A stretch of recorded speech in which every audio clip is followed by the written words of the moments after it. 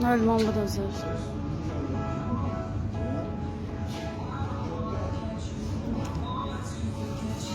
İyi besleyin ama ana kapayım. Bırakalım.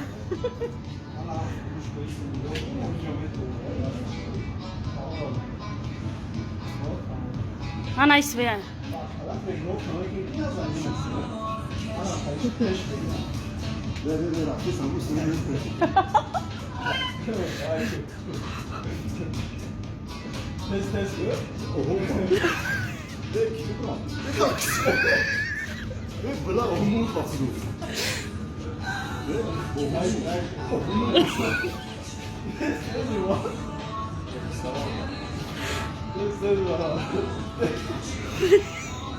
Üst falan da var.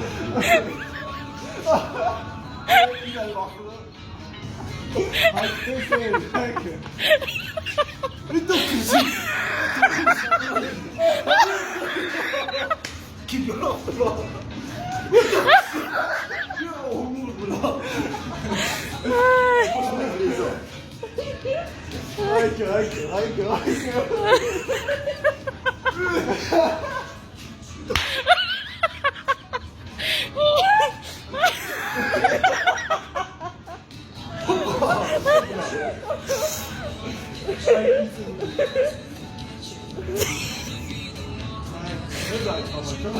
Falan bir de bunu mu İslam'a kaçar?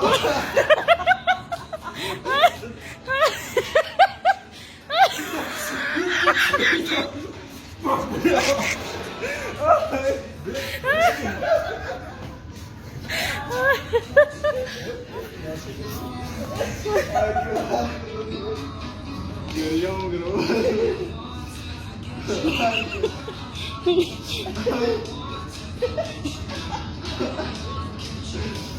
Ay şu tebe falan.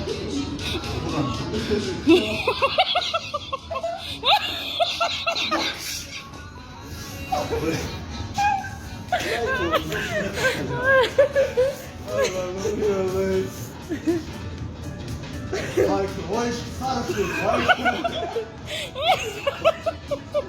Bak fotoğrafı.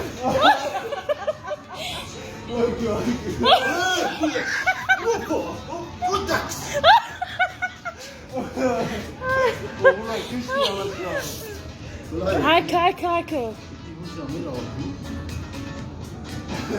Bir tavuğum abi canım.